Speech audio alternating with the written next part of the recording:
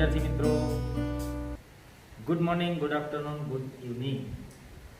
ચાલો તો ધોરણ 6 ની અંદર આપણો અભ્યાસ શરૂ છે પૂર્ણ સંખ્યાઓ. ધોરણ 6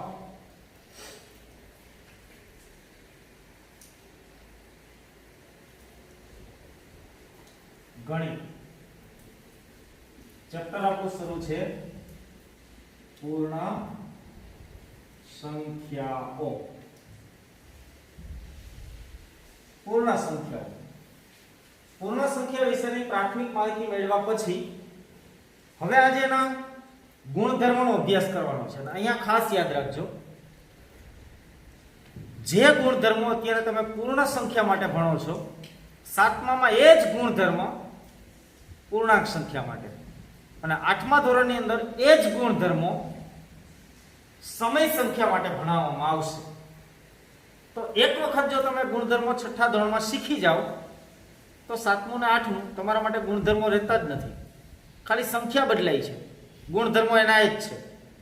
તો અહીંયા આગળ પૂર્ણ સંખ્યાના ગુણધર્મો આપણે સંપૂર્ણ રીતે સમજશું અને એના આધારે સાતમા અને આઠમામાં આ ગુણધર્મનો અભ્યાસ કરવાનો આવશે. ક્લિયર? તો ચાલો એક એક ગુણધર્મ ઉપાડીએ અને એને સમજવાનો પ્રયત્ન કરીએ. તો નંબર 1 પહેલો ગુણધર્મ છે સંવૃત્તાનો ગુણધર્મ. પહેલા હું હેડિંગ લગાવું છું, પૂર્ણ સંખ્યાઓના ગુણધર્મો. પૂર્ણ સંખ્યાઓના ગુણધર્મો. ચાલો નોટ પેન લઈ મારી સાથે નોટ કરતા જજો. પહેલો ગુણધર્મ છે સંવૃત્તાનો ગુણધર્મ. પહેલો ગુણધર્મ એમાં પકડીએ,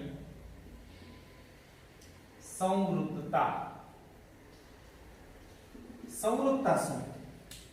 તો કે અલગ અલગ ક્રિયાઓ માટે સંવૃત્તાનો ગુણધર્મ સમજવાનો છે. ગણિતની અંદર મૂળભૂત 4 ક્રિયાઓ છે: સરવાળો, બાદબાકી, ગુણાકાર અને ભાગાકાર. ચારેય માટે પૂર્ણ સંખ્યાનો સંવૃત્તાનો ગુણધર્મ શીખવાનો છે. પૂર્ણ સંખ્યા એટલે શું? 0 થી સ્ટાર્ટ થઈ 1 2 3 4 અનંત સુધીની સંખ્યાને આપણે શું કીધું હતું? પૂર્ણ સંખ્યા. તો પૂર્ણ સંખ્યા માટે સંવૃત્તાનો ગુણધર્મ છે, એનો અભ્યાસ કરીએ. તો એક એક ક્રિયા ઉપાડીએ. પહેલી સરવાળા માટે. સરવાળા માટે સંવૃત્તાનો નિયમ સરવાળા માટે. એક જ ક્રિયા માટે હું સંપૂર્ણ નિયમ લખીશ, બીજા માટે તમારે જાતે લખવાનો છે, ખાલી હું એક્ઝામ્પલ એક્સપ્લેન કરીશ. ચાલો સરવાળા માટે સંવૃત્તાનો નિયમ.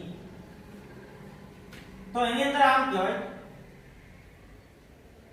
કોઈ પણ બે પૂર્ણ સંખ્યાનો સરવાળો, કોઈ પણ બે પૂર્ણ સંખ્યાનો સરવાળો કરતા જવાબમાં જો પૂર્ણ સંખ્યા જ મળે તો એમ કહેવાય કે પૂર્ણ સંખ્યા સરવાળા માટે સંવૃત્તાના ગુણધર્મનું પાલન કરે છે. ચાલો ચેક કરીએ. આપણે પેલા ઉદાહરણ આપીએ, પછી નિયમ લખશું. દાખલા તરીકે હું બે પૂર્ણાંક સંખ્યાનો સરવાળો કરું છું. એક લઉં 2 અને એક લઉં 5. 5 + 2 કેટલા થશે? 7. આ પૂર્ણ સંખ્યા છે, 5 પણ પૂર્ણ સંખ્યા છે અને 7 છે એ પૂર્ણ સંખ્યા છે. એ જ રીતે બીજું ઉદાહરણ આપું, 0 + 5 = 5. તો 0 એ પૂર્ણ સંખ્યા છે, 5 પણ પૂર્ણ સંખ્યા છે અને 5 મળ્યા એ પણ પૂર્ણ સંખ્યા છે. ત્રીજું એક્ઝામ્પલ આપો, 7 + 3 = 10. તો બે પૂર્ણ સંખ્યાઓનો સરવાળો કરતા પૂર્ણ સંખ્યા જ મળે છે. ચોથું ટ્રાય કરીએ, 2 + 4 = 6. બે પૂર્ણ સંખ્યા, 4 પણ પૂર્ણ સંખ્યા, બંનેનો સરવાળો કરતા મળી એ પણ પૂર્ણ સંખ્યા છે. તો આમ કહેવાય કે બે પૂર્ણ સંખ્યાનો સરવાળો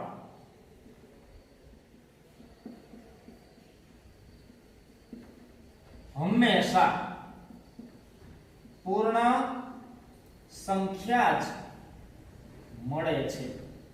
આ તારણ, આ એનાલિસિસ છે, અવલોકન છે, એના ઉપરથી તારણ લખશું. આથી કહી શકાય કે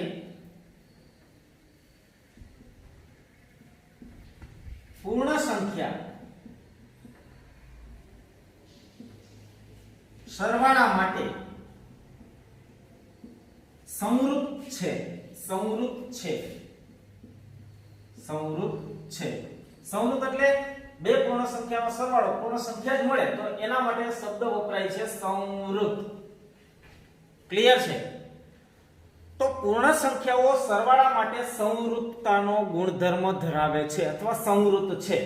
એટલે કે કોઈ પણ બે પૂર્ણ સંખ્યા ઉપાડો એનો સરવાળો કરો તો જવાબમાં હંમેશા પૂર્ણ સંખ્યા જ મળશે. એટલે કહેવાય કે પૂર્ણ સંખ્યા સરવાળા માટે સંવૃત છે. ચાલો બાદબાકી માટે ચેક કરીએ.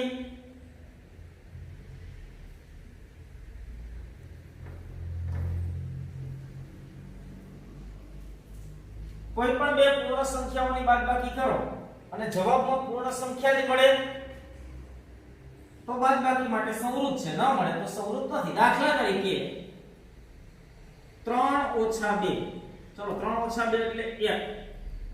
3 પૂર્ણ સંખ્યા, 2 પણ પૂર્ણ સંખ્યા, બાદબાકી કરતા 1 નહીં, એ પણ પૂર્ણ સંખ્યા. ચાલો ઓકે, તો આ પૂર્ણ સંખ્યાના ગુણધર્મનું પાલન થાય છે. બીજું એક્ઝામ્પલ લો, 2 ઓછા 3 તો જવાબ મળશે -1, કારણ કે અસમાન નિશાની અને આગળ કાઈ નથી એટલે પ્લસ હોય ને, એક પ્લસ અને એક માઈનસ. અસમાન નિશાની એટલે આ બેની બાદબાકી માટે મોટામાંથી નાનો બાદ કરો 1, જવાબ મોટા આંકડાની -1. તો -1 એ પૂર્ણ સંખ્યા છે?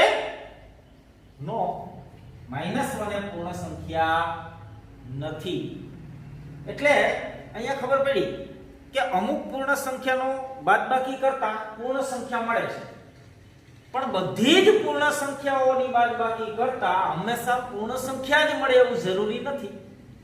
એટલે કહી શકાય કે બે પૂર્ણ સંખ્યાનો બાદબાકી બે પૂર્ણ સંખ્યાની બાદબાકી હંમેશા પૂર્ણ સંખ્યા જ ન હોઈ શકે. આથી કહેવાય કે આથી કહી શકાય કે પૂર્ણ સંખ્યાઓ બાદબાકી માટે સંવૃત નથી અથવા સંવૃતતાના ગુણધર્મનું પાલન કરતી નથી. ક્લિયર છે? પૂર્ણ સંખ્યાઓ સરવાળા માટે સંવૃત છે, બાદબાકી માટે સંવૃત નથી. હવે ગુણાકાર અને ભાગાકાર માટે ચેક કરશું. ગુણાકાર માટે ચાલો ચેક કરીએ. બે પૂર્ણાંક સંખ્યાઓનો ગુણાકાર કરો. દાખલા તરીકે એક બે એક્ઝામ્પલ આપીએ. 2 ગુણ્યા 6 12. બે પૂર્ણ સંખ્યા, 6 પૂર્ણ સંખ્યા, 12 પૂર્ણ સંખ્યા. ઓકે. 3 ગુણ્યા 0 બરાબર કેટલા થાય? 3. નહીં, કોઈ પણ સંખ્યાનો 0 સાથે ગુણાકાર 0 થાય. કોઈ પણ સંખ્યાનો 0 સાથે ગુણાકાર શું થાય? 0, શૂન્ય. તો 3 છે એ પૂર્ણ સંખ્યા છે, 0 છે એ પણ પૂર્ણ સંખ્યા છે, જવાબમાં મળ્યો 0 એ પણ પૂર્ણ સંખ્યા છે. કોઈ પણ બે પૂર્ણ સંખ્યાનો ગુણાકાર કરી લો. 1 ગુણ્યા 3, 3 એકા 3, પૂર્ણ સંખ્યા પૂર્ણ સંખ્યા પૂર્ણ સંખ્યા. બે પૂર્ણ સંખ્યાનો ગુણાકાર કરતા પૂર્ણ સંખ્યા જ મળે.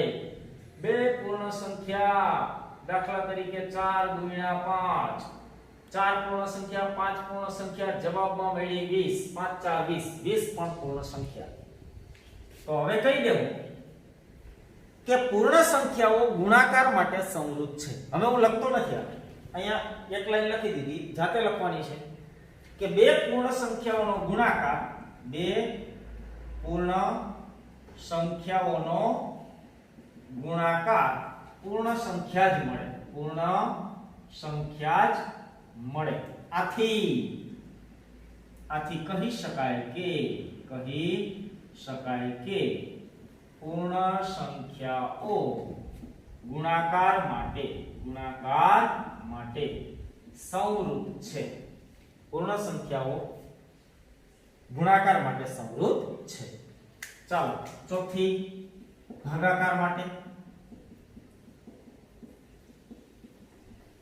ચાલો ચેક કરીએ બે પૂર્ણ સંખ્યાનો ભાગાકાર કોઈ પણ ક્રમમાં કરો દાખલા તરીકે 6 ભાગ્યા 2 તો 6 ભાગ્યા 2 6 ને 2 વડે ભાગો જવાબ મળશે 3 6 પૂર્ણ સંખ્યા છે 2 પૂર્ણ સંખ્યા છે 3 પણ પૂર્ણ સંખ્યા છે ઓકે નંબર 2 8 ભાગ્યા 4 બરાબર 8 ભાગ્યા 4 એટલે 2 તો 8 પૂર્ણ સંખ્યા 4 પૂર્ણ સંખ્યા 2 પણ પૂર્ણ સંખ્યા ત્રીજું લઉં છું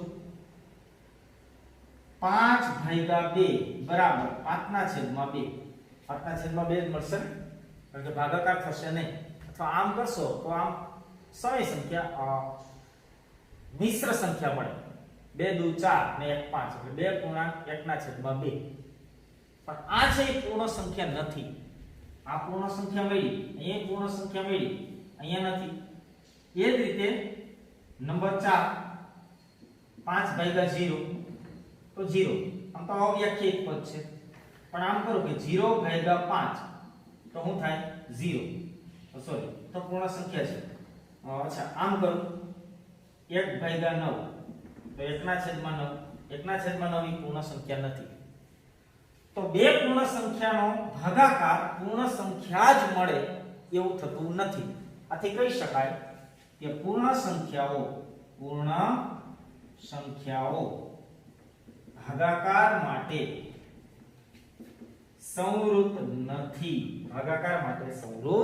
નથી ચાલો તો સંવૃતતાનો નિયમ ચારેય ક્રિયાઓ માટે આપણે ચેક કર્યો અને એના અંદરથી આવું એનાલિસિસ મેળવ્યું આપણે કે ભાઈ પૂર્ણ સંખ્યાઓ સરવાળા માટે સંવૃત છે બાદબાકી માટે સંવૃત નથી ગુણાકાર માટે સંવૃત છે ભાગાકાર માટે સંવૃત નથી ક્લિયર આ છે સંવૃતતાના ગુણધર્મ ચાલો ક્લિયર છે ફટાફટ આને નોટ કરી નાખો છાપી લ્યો સટાસટ અને છાપી લેજો પોઝ કરી અને છાપી લો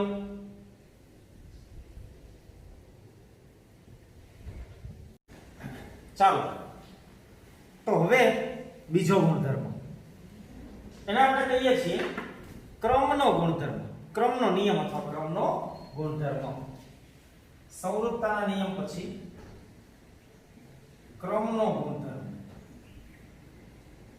શું છે ક્રમનો ગુણધર્મ બુકમાં એવું કીધું છે કે સરવાળા અને ગુણાકાર માટે ક્રમનો ગુણધર્મ કારણ કે સીધી જ વાત છે કે બાદબાકી અને ભાગાકાર માટે કોઈ જ સંખ્યા ક્રમના ગુણધર્મનું પાલન કરે હા એક સમય સંખ્યા કરશે પણ પૂર્ણ સંખ્યાઓ બાદબાકી અને ભાગાકાર માટે ક્રમના ગુણધર્મનું પાલન કરતી નથી એટલે ત્યાં ભણવાનો નથી પણ છેલ્લે આપણે લખશું શું છે ક્રમનો ગુણધર્મ તો કે સરવાળા અને ગુણાકાર માટે ક્રમનો ગુણધર્મ ભણવાનો છે તો ચાલો હેડિંગ લગાવીએ નંબર 2 ક્રમનો ગુણધર્મ એમાં પહેલું લખું સરવાળા માટે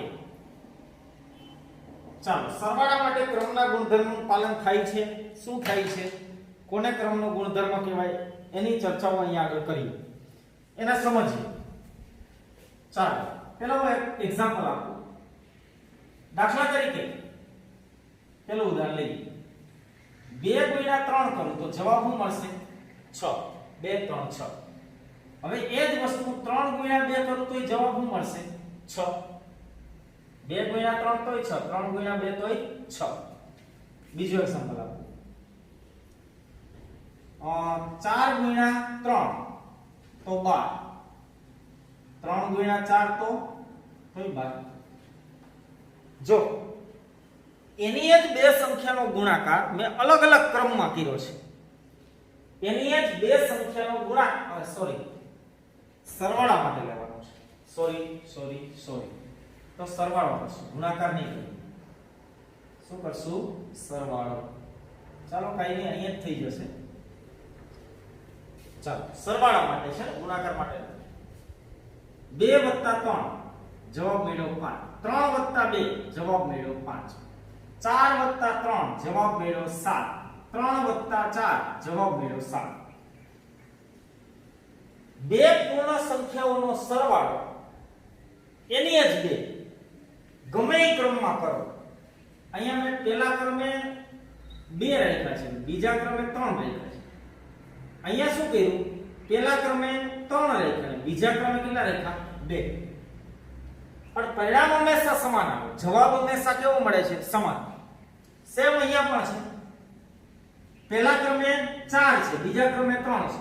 4 + 3 કર્યા તો 7. હવે પહેલા ક્રમે 3 અને બીજા ક્રમે કોને લઈ ગયો? 4 ને. ક્રમ બદલે, પરિણામમાં કઈ ફેરફાર થયો નહીં. તો કોઈ પણ બે પૂર્ણ સંખ્યાઓ છે એનો સરવાળો ગમે એ ક્રમમાં કરવામાં આવે, ગમે તે ક્રમમાં કરવામાં આવે. શું કરવામાં આવે? ગમે તે ક્રમમાં કરવામાં આવે. પરિણામ કેવું રહે છે? સમાન. પરિણામ કેવું રહે? હંમેશા સમાન. અહીંયા 5 મેળા, અહીંયા 5, અહીંયા 7 મેળા, અહીંયા 7 મેળા. આ બે સંખ્યાનો સરવાળો ગમે એ ક્રમમાં કર્યો. આ નિયમ અસંખ્ય સંખ્યાઓ માટે લાગુ પડે. દાખલા તરીકે હું આમ કરું 2 + 3 + 4 + 5. જવાબ શું મળશે? 2 ને 3 5 ને 5 10 ને 4 14. હું આમ કરું 5 + 2 + 3 + 4. ક્રમ બદલાઈ ગયો. 5 ને 2 7 ને 3 10 ને 4 14. જો કોઈ પણ પૂર્ણ સંખ્યાઓનો સરવાળો ગમે તે ક્રમમાં કરવામાં આવે, પરિણામ હંમેશા કેવું મળે? સમાન. પરિણામ હંમેશા કેવું મળે? સમાન. તો અહીંયા હું અવલોકન લખીશ. કોઈ પણ બે પૂર્ણ સંખ્યાનો સરવાળો કરવાનો છે. સરવાળો ગમે તે ક્રમમાં કરવામાં આવે, 5 + 3 કરો, 3 + 5 કરો, ગમે તે ક્રમમાં કરવામાં આવે, પરિણામ એટલે જવાબ સમાન રહે છે. આથી કહી શકાય કે આમ પૂર્ણ સંખ્યા સરવાળા માટે ક્રમના ગુણધર્મનું પાલન કરે છે. રેડી? એટલે કોઈ પણ બે પૂર્ણ સંખ્યાનો સરવાળો ગમે તે ક્રમમાં કરો, પરિણામ હંમેશા સમાન મળશે. એટલે આ પૂર્ણ સંખ્યા સરવાળા માટે ક્રમના ગુણધર્મનું પાલન કરે છે. ચાલો, ક્લિયર છે આટલી વાત?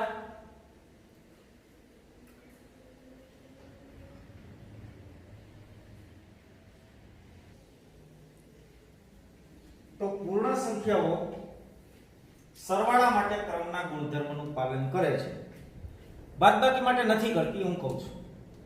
કારણ કે દાખલા તરીકે તમે આમ કરો 5 - 3 તો જવાબ મળશે 2. જો હવે બેનો ક્રમ બદલાવો, 3 - 5 કરું તો જવાબ મળે -2. પરિણામ છે સમાન નથી. આ +2 છે, આ -2 છે. -2 એ પૂર્ણ સંખ્યા નથી, અથવા તો આપણે જવાબ પરિણામ સમાન નથી. મતલબ બાદબાકી માટે ક્રમના ગુણધર્મનું પાલન કરશે નહીં. રેડી? ચાલો, ગુણાકાર માટે જોઈએ. ગુણાકાર માટે એક્ઝામ્પલ આપો. દાખલા તરીકે આ એક્ઝામ્પલ લો, 2 × 3 એટલે 6. હવે ક્રમ બદલાવો, 3 × 2 કરો તોય 6, 5 × 4 તો 20. હવે ક્રમ બદલાવો, 4 × 5 કરો તોય જવાબ હું મેળવ્યો 20.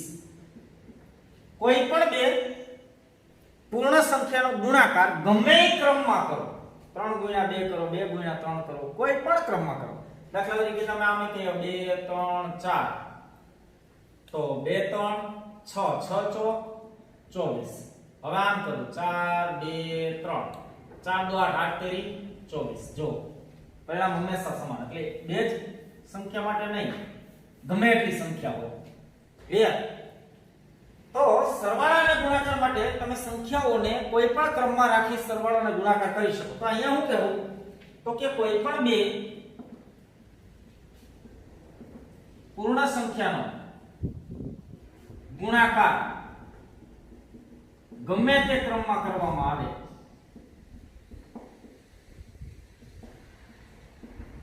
પરિણામ સમાન રહે છે. આમ પૂર્ણ સંખ્યા પૂર્ણ સંખ્યાઓ ગુણાકાર માટે ક્રમના ગુણધર્મનું પાલન કરે છે. ભાગાકાર માટે નહીં કરે. દાખલા તરીકે અહીંયા સમજાવી દઉં. 5 ભાગ્યા 2 કરો તો જવાબ આવશે 5/2 અને 2 ભાગ્યા 5 કરો તો જવાબ આવશે 2/5. 5/2 અને 2/5 બે અલગ અલગ સંખ્યા છે, સમાન નથી. બીજું ઉદાહરણ ધારો કે 6 ભાગ્યા 3 કરો તો જવાબ આવશે 6/3 એટલે 3 × 3 તો જવાબ આવ્યો 3. હવે ક્રમ બદલાવો. 3 ભાગ્યા 6 કરો તો 3/6 3 × 3 3 છે. જવાબ આવ્યો 1/2 3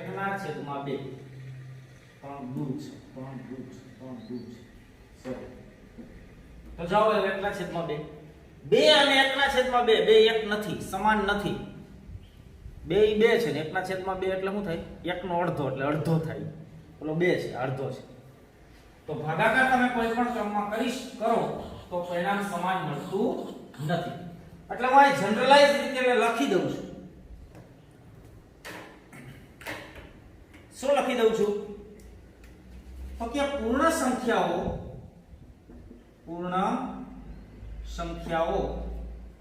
બાદબાકી અને ભાગાકાર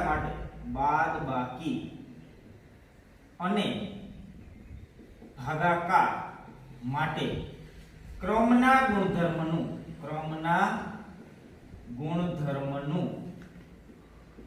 પાલન કરતી નથી. પૂર્ણ સંખ્યાઓ એવી છે બાદબાકી અને ભાગાકાર માટે ક્રમના ગુણધર્મનું પાલન કરશે નહીં. તો આપણે યાદ રાખશું કે સરવાળા અને ગુણાકાર માટે પૂર્ણ સંખ્યાઓ ક્રમના ગુણધર્મને અનુસરે છે, પાલન કરે છે. બાદબાકી અને ભાગાકાર માટે એ ક્રમના ગુણધર્મનું પાલન કરતી નથી. ક્લિયર છે? તો સેમ સંવૃત્તના ગુણધર્મ જેવું જ થયું. સરવાળા માટે સંવૃત્ત છે, બાદબાકી માટે નથી, ગુણાકાર માટે છે, ભાગાકાર માટે નથી. એટલે પૂર્ણ સંખ્યાઓ સરવાળા અને ગુણાકાર માટે સંવૃત્તના ગુણધર્મનું પાલન કરે છે. સંવૃત્તના ગુણધર્મનું પાલન કરે છે, બાદબાકી ભાગાકારમાં કરતી નથી. જ્યારે સરવાળા અને ગુણાકાર માટે ક્રમના ગુણધર્મનું પણ પાલન કરે છે, બાદબાકી અને ભાગાકાર માટે ક્રમના ગુણધર્મનું પાલન કરતી નથી. ચાલો ક્લિયર છે? અને છાપી લેજો. 8મા ધોરણ સુધી આને યાદ રાખવાનું છે. એટલે 8મા ધોરણ સુધી આ ના જ આવશે, ખાલી સંખ્યા બદલશે. અહીંયા પૂર્ણ સંખ્યા છે, 7મા ની અંદર પૂર્ણાંક સંખ્યાઓ આવશે, 8મા ની અંદર સમય સંખ્યાઓ આવશે. એટલે 6 7 8 દરેક ધોરણ માટે આ લેક્ચર્સ છે બહુ ઇમ્પોર્ટન્ટ છે સંખ્યાઓના ગુણધર્મો માટે. તમે આ જ ગુણધર્મોની ચકાસણી પૂર્ણાંક સંખ્યાઓ માટે 7મા ધોરણમાં કરશો અને સમય સંખ્યાઓ માટે 8મા ધોરણની અંદર કરશો. ચાલો, ક્રમનો ગુણધર્મ.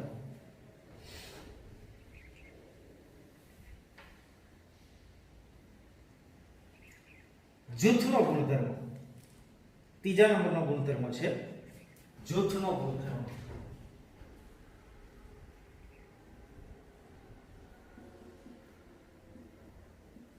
અને આમાં પણ ત્યાં લખેલ છે સરવાળા અને ગુણાકાર માટે જૂથનો ગુણધર્મ.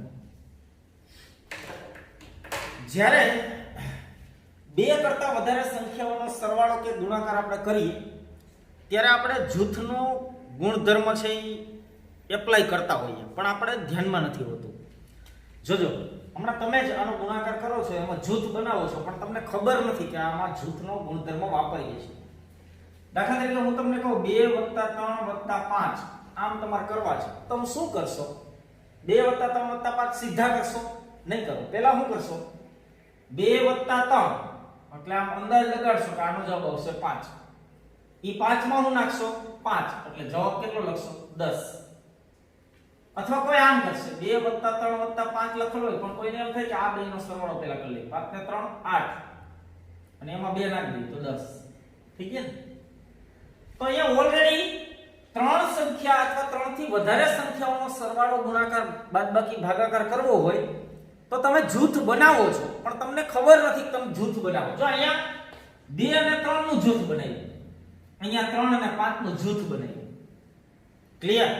એટલે જૂથ તમે વાપરો છો, જૂથનો ગુણધર્મનો ઉપયોગ તમે કરો છો, પણ ખબર નથી હોતી. એટલે જ્યારે કોઈ પણ 2 કરતા વધારે સંખ્યાઓનો સરવાળો, બાદબાકી, ગુણાકાર, ભાગાકાર કરવાનો થાય ત્યારે આપણે જૂથ બનાવતા હોઈએ. જે 2 સંખ્યા વચ્ચે પહેલા સરવાળો કરીએ, ગુણાકાર કરીએ, એનું જૂથ બન્યું કહેવાય. એને શું કહેવાય? જૂથ. ઓકે, તો ચાલો હવે સરવાળા અને ગુણાકાર માટે જૂથનો ગુણધર્મ અહીંયા આગળ જોવો છે. તો સૌથી પહેલા સરવાળા માટે કયો ગુણધર્મ છે? જૂથનો. 2 કરતા એટલે અહીંયા 3 સંખ્યા લઈએ, કોઈ પણ 3 સંખ્યાનો સરવાળો આપણે અલગ અલગ જૂથ બનાવીને કરીએ. પહેલા સમજીએ, પછી એને લખશું. દાખલા તરીકે ઉદાહરણ લઈએ. પહેલું ઉદાહરણ 2 + 3 + 5 અથવા 3 + 2 + 5 અથવા 5 સોરી લખવામાં પણ એને કરીએ કઈ કરું દીધું ભાઈ. 2 + 3 + 5 અહીંયા એક બદલાવું. 3 + 2 + 5 એની જ સંખ્યાઓ છે, અલગ અલગ ક્રમમાં લખી છે. તો ક્રમનો ગુણધર્મનું પાલન તો કરે છે, એ આપણને ખબર છે. હવે અહીંયા પહેલામાં આ બેનો સરવાળો આમ કરું, આનું જૂથ બનાવું, બીજામાં આનું જૂથ બનાવું અને ત્રીજામાં આનું જૂથ બનાવું. પહેલામાં 2 અને 3 નું જૂથ બનાવ્યું, કેટલો સરવાળો થાય? 5. એમાં હું ઉમેરીશ 5, જવાબ શું મળશે? 10. અહીંયા મેં 3 અને 5 નું જૂથ બનાવ્યું એટલે 2 એમનો મૂકી દઉં પ્લસ 3 અને 5 8, જવાબ મળ્યો 10. અહીંયા મેં 2 અને 5 નું જૂથ બનાવ્યું એટલે 3 અહીંયા એમનો મૂકી દઉં વત્તા આ બેનો સરવાળો પહેલા કરો, 5 + 2 7, 7 ને 3 10. કોઈ પણ 3 સંખ્યાનો સરવાળો કરતી વખતે ગમે તે 2 સંખ્યાનું જૂથ બનાવ્યા પછી એમાં ત્રીજી સંખ્યા ઉમેરવામાં આવે. ગમે તે 2 સંખ્યાનું જૂથ બનાવ્યા પછી એમાં ત્રીજી સંખ્યા ઉમેરવામાં આવે તો પરિણામમાં કોઈ ફેર પડતો નથી. જવાબ હંમેશા સમાન મળે છે. આથી કહેવાય કે પૂર્ણ સંખ્યાઓ સરવાળા માટે જૂથના ગુણધર્મનું પાલન કરે છે. ચાલો હવે હું નિયમ લખું છું, આને યાદ રાખવાનો. આ એક્ઝામ્પલ છે. કોઈ પણ 3 પૂર્ણ સંખ્યાનો સરવાળો, કોઈ પણ 3 પૂર્ણ સંખ્યાનો સરવાળો કરવા ગમે તે 2 સંખ્યાનું જૂથ બનાવી ત્રીજી સંખ્યા તેમાં ઉમેરતા પરિણામ સમાન રહે છે. એટલે આમ કહેવાય કે આમ પૂર્ણ સંખ્યાઓ સરવાળા માટે જૂથના ગુણધર્મનું પાલન કરે છે. બાદબાકી માટે કરતું નથી. સરવાળા માટે જૂથના ગુણધર્મનું પાલન કરે છે. સરવાળા માટે જ આ જૂથનો ગુણધર્મ. કોઈ પણ 2 સંખ્યાનું જૂથ બનાવીને ત્રીજી સંખ્યા ઉમેરો, પરિણામ હંમેશા સમાન રહે. એટલે કોઈ પણ 3 પૂર્ણ સંખ્યાનો સરવાળો કરતી વખતે કોઈ પણ 2 સંખ્યાનું જૂથ બનાવો અને એમાં ત્રીજી સંખ્યા ઉમેરો તો પરિણામ હંમેશા સમાન રહે છે. આને સરવાળા માટે જૂથનો ગુણધર્મ કહે છે. ગુણાકાર માટે બીજું હું કોના માટે લઈશ? ગુણાકાર માટે. ચાલો એને પણ પહેલા એક્ઝામ્પલ વડે સમજાવું અને પછી એમાં આગળ ચર્ચા કરીએ. દાખલા તરીકે કોઈ પણ 3 સંખ્યાનો આપણે ગુણાકાર કરવો છે, અલગ અલગ જૂથ બનાવી 2 × 3 × 4 આમ મારે કરવું છે. તો પહેલામાં હું 2 અને 3 નું જૂથ બનાવું, બીજામાં 3 અને 4 નું જૂથ બનાવું, એનો ગુણાકાર કરવો એ માટે. અને એમાં પછી 2 3 નું બનાવ્યું, 3 4 નું બનાવ્યું અને હવે બનાવું 2 4 અને એનો ગુણાકાર કરું 3 સાથે. ચાલો સંખ્યાઓ એની જ છે 2 3 અને 4 બધામાં સંખ્યાઓ 2 3 અને 4 જ છે પહેલામાં મેં બીજા 2 અને 3 નું જૂથ બનાવ્યું 3 4 નું જૂથ બનાવ્યું 2 4 નું જૂથ બનાવ્યું હવે આનો ગુણાકાર કરીએ જવાબ શું મળે 2 3 6 એનો ગુણાકાર 4 6 4 24 3 4 12 12 નો 2 સાથે ગુણાકાર કરશું 24 4 2 8 8 નો 3 સાથે 24 જો ભાઈ કોઈ પણ ત્રણ પૂર્ણ સંખ્યાનો ગુણાકાર કરવા કોઈ પણ ત્રણ પૂર્ણ સંખ્યાનો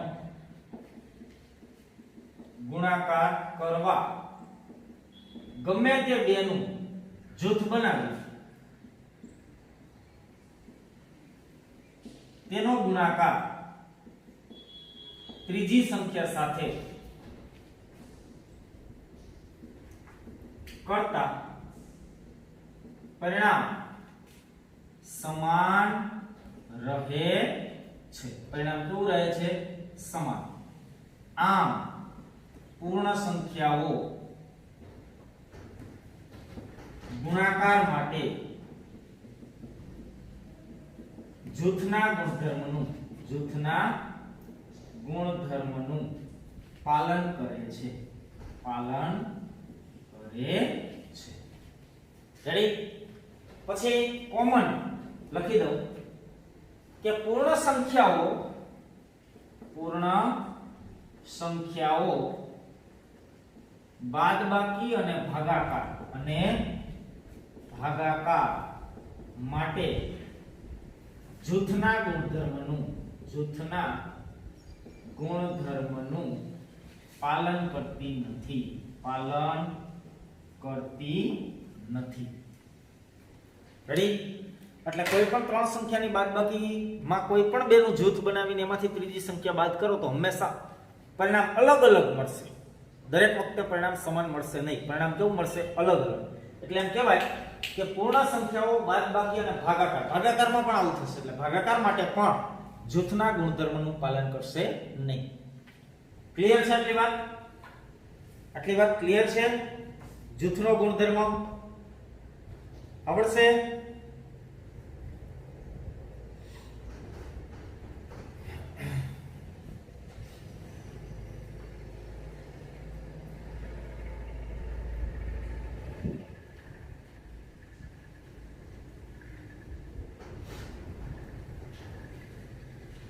બતાવી દઉં પોઝ કરી નોટ કરી લેજો ચોથો ગુણધર્મ ચાલો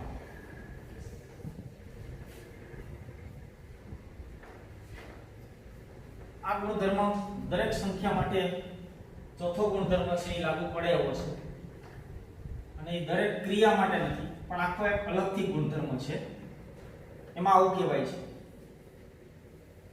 ચાલો ચોથો ગુણધર્મ છે દરેક સંખ્યા માટે લાગુ પડશે શું છે ગુણધર્મ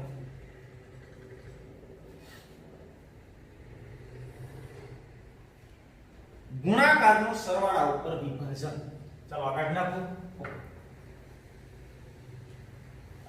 પૂર્ણ સંખ્યાના ગુણધર્મમાં નંબર 4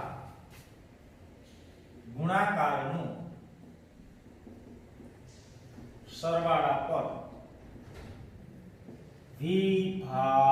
વિભાજન એટલે છૂટું પાડવું ગુણાકાર છે સરવાળા ઉપર છૂટો પડે છે વિભાજન થઈ શકે છે ક્લિયર એટલે ગુણાકારનું સરવાળા ઉપર વિભાજન થાય આનાથી ઉલટું વાક્ય ખોટું છે સરવાળાનું ગુણાકાર ઉપર વિભાજન થશે નહીં યાદ રાખજો ખાસ ગુણાકારનું સરવાળા ઉપર વિભાજન થાય પણ સરવાળાનું ગુણાકાર ઉપર વિભાજન થશે નહીં ચાલો શું કહે છે એને જોઈએ દાખલા તરીકે હું તમને સાદુરૂપ આપવાની વાત કરું છું સમજો આને તમને આમ કીધું છે 2 × 3 + 4 સમજો બરોબર 2 × 3 + 4 બહુ નાનો ગુણાકાર છે એટલે તમે આના માટે બે રીત છે આપણે અલગ અલગ રીતે કરશું પહેલા તમે શું કરશો આના માટે તો હું તમને કહું આ બેનો સરવાળો કરશો અને સરવાળો આવ્યો એટલે આની સાથે ગુણાકાર કરશો એટલે 2 ગુણ્યા 3 વત્તા 4 એટલે 3 ને 4 4 ને 3 7 7 દુ 14 એટલે તમે આનો જવાબ 14 આવશે ઓકે હવે આને વિભાજનનો નિયમ લગાડી અને આનું સાદુરૂપ આપો તો ગુણાકારનો સરવાળા ઉપર વિભાજન થાય મતલબ આ કૌંસની આગળ ગુણાકાર છે એની આગળ 2 છે એટલે આનો મતલબ શું થાય તો કે 2 નો ગુણાકાર કૌંસની અંદર છે ને બધી જ સંખ્યા સાથે છે તો આને હું આમ લખ્યો એટલે 2 ગુણ્યા 3 વત્તા 4 હવે આને બીજી રીતે આમ કરી શકાય 2 ગુણ્યા 3 છે અને વત્તા 2 ગુણ્યા 4 છે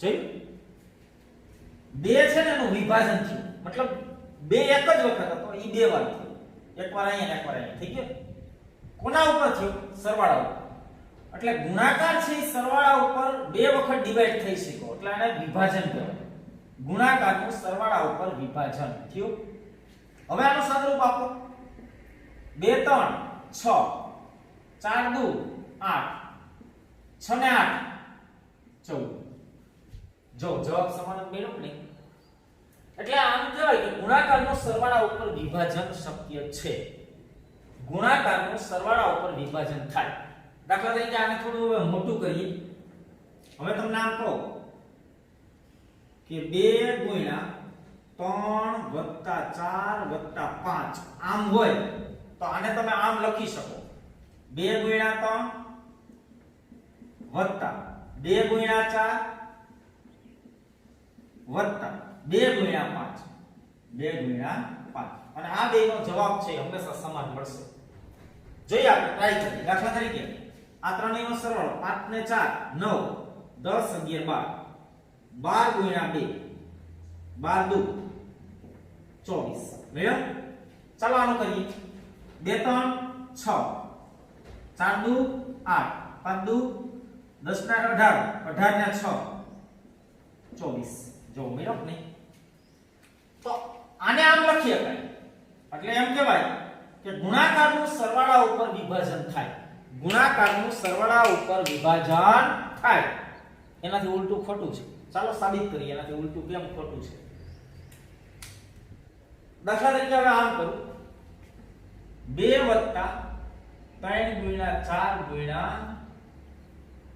અચ્છા આ આવડું જ કરો ને ચાલો આ ખોટું છે એમ સાબિત કરું છું તો હવે આને આમ નહીં કરી શકાય જોજો કરીએ તો શું થાય જો 2 વત્તા 3 ગુણ્યા 2 વત્તા 4 2 વત્તા 4 ચાલો કરીએ આનો જવાબ શું આવે તો કે 2 વત્તા 4 2 4 3 12 12 ને 2 14 આનો જવાબ 14 ચાલો આનો શોધીએ શું આવે 2 વત્તા 3 એટલે 5 ગુણ્યા 2 વત્તા 4 એટલે 6 6 પંજા 30 તો આ છે ને આમ નહીં કરી શકાય ખોટું છે એટલે સરવાળાનું ગુણાકાર ઉપર વિભાજન થશે નહીં સરવાળાનું ગુણાકાર ઉપર વિભાજન થશે એટલે અહીં હું લખું છું કે ગુણાકારનું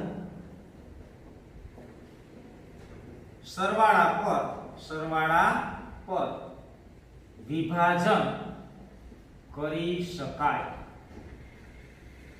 પણ આ છે એ ખોટું છે એટલે શું થાય સરવાળાનું ગુણાકાર પર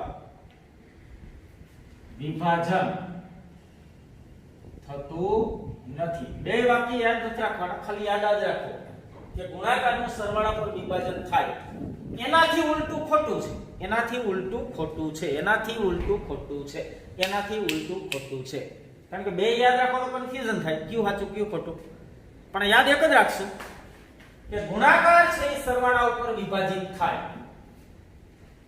ક્લિયર આનાથી ઉલટું ખોટું છે સરવાળો ગુણાકાર ઉપર વિભાજિત થશે આનું સાદુરૂપ આમ નહીં આપી શકાય આને તમે આમ લખી શકશો તો કે આને છે આમ લખી શકાય નહીં પણ આને આમ લખી શકાય ક્લિયર છે આવડશે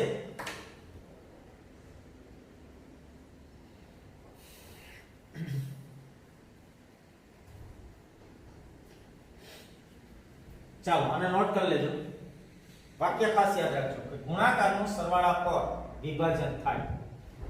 ચાલો એમની એક્સરસાઇઝ આપવાના માટે એટલે તમે પણ ટ્રાય કરો.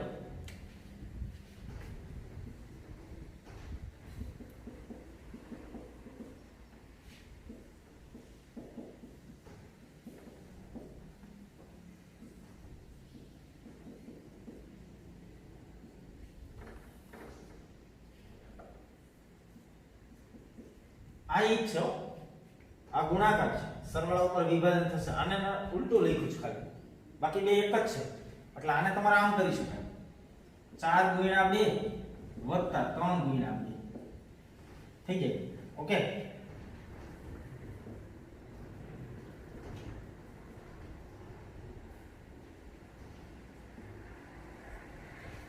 ચાલો આમાં થશે કે નહીં થાય, સરવાળા ઉપર વિભાજન થશે કે નહીં શોધવાનું છે.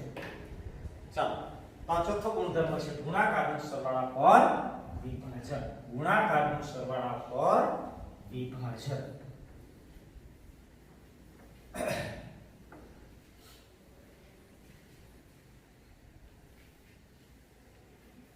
આમાંથી કયું વિભાજન સાચું છે અથવા વિભાજન થાય તો શું થાય એ લખવાનું છે. ન થાય તો કહેવાનું કે આ થશે નહીં. ક્લિયર છે?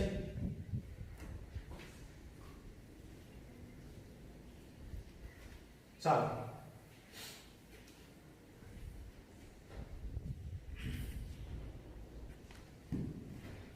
હવે એક નાની એવી વાત કરી અને આજનો લેક્ચર છે એ પૂર્ણ કરશું.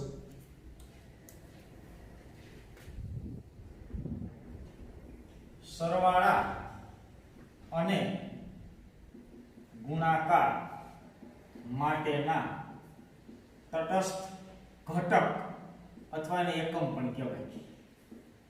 ગુણાકાર અને સરવાળા માટેના તટસ્થ ઘટક. ગુણાકાર સરવાળા માટેના તટસ્થ ઘટકો કયા છે? ચાલો સીધું જ લખાવીશ. પહેલું લખાવું છું સરવાળા માટે.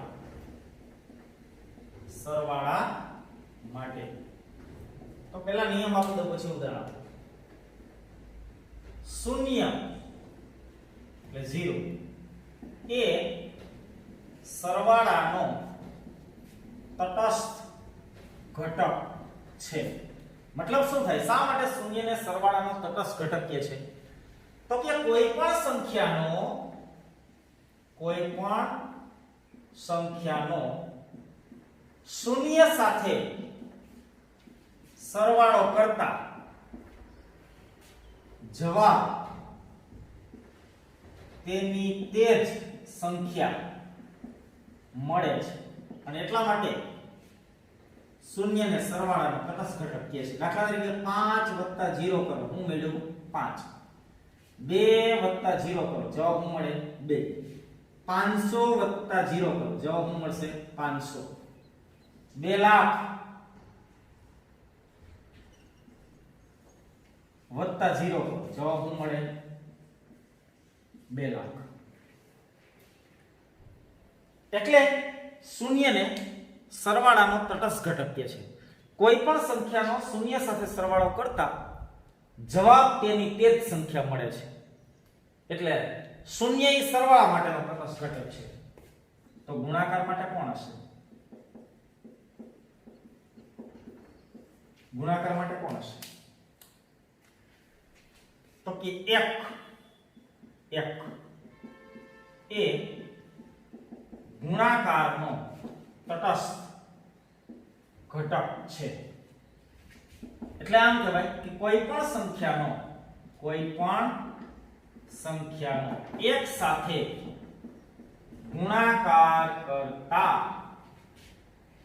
જવાબ પરિણામ તેની તે જ સંખ્યા મળે છે. જવાબમાં શું મળે? એની એ જ સંખ્યા. એટલે એમ કહેવાય કે એક ગુણાકારનો તટસ્થ ઘટક છે. શૂન્ય ને એવું 5 × 0 તો 0 થાય, 5 નો મળે. એટલે શૂન્ય એ ગુણાકારનો તટસ્થ ઘટક નથી, સરવાળાનો છે. દાખલા તરીકે 5 × 1 તો જવાબ મળશે 5, એની જ સંખ્યા. 12 × 1 જવાબ મળશે 12, એની જ સંખ્યા. 0 × 1 જવાબ મળશે 0, એની જ સંખ્યા. ખ્યાલ આવે છે? એક સાથે અથવા કોઈ પણ સંખ્યા સાથે 1 નો ગુણાકાર કરતા પરિણામમાં તેની તે જ સંખ્યા મળે. આથી 1 ને ગુણાકારનો તટસ્થ ઘટક કહે છે. એટલે ખાસ આને યાદ રાખજો કે સરવાળા માટેનો તટસ્થ ઘટક શૂન્ય છે અને ગુણાકાર માટેનો તટસ્થ ઘટક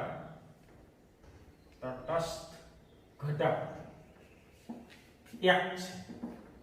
રેડી? સરવાળા માટેનો તટસ્થ ઘટક કોણ છે? શૂન્ય. એક જ માર્ક્સ ની અંદર આવા પ્રશ્નો છે એ પૂછાતા હોય ને આ હંમેશા યાદ રાખવી ખૂબ જ આવશ્યક વાત છે. સરવાળાનો તટસ્થ ઘટક શૂન્ય છે અને ગુણાકારનો તટસ્થ ઘટક કોણ છે? 1. ચાલો તો આ વાત યાદ રાખશો, યાદ રહેશે. ચાલો તો આ સાથે આજના લેક્ચરનું કામ અને પોઝ કરી નોટ કરી લેજો, પોઝ કરીને નોટ કરી લેજો વિડિયોને. ઓકે, ચાલો તો આજના લેક્ચરને અહીંયા આગળ પૂર્ણ વિરામ આપીએ. ફરી પાછા મળશું ત્યારે સ્વાધ્યાયના ઉદાહરણ અને એના એક્ઝામ્પલ છે એનો અભ્યાસ આગળ ઉપર કરશું.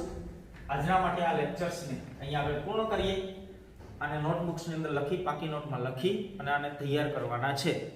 8મા ધોરણ સુધી આની આ વસ્તુ કામમાં આવશે. તમે 6ઠામાં શીખતા નથી તો એનો મતલબ છે કે 7મું ને 8મું તમારું કાચું રહે. એટલે ખાસ આ બધી વાતો છે ને 6ઠ્ઠા ધોરણની અંદર જ કમ્પ્લીટ કરી નાખી. ઓકે, ચાલો, જય શ્રી કૃષ્ણ.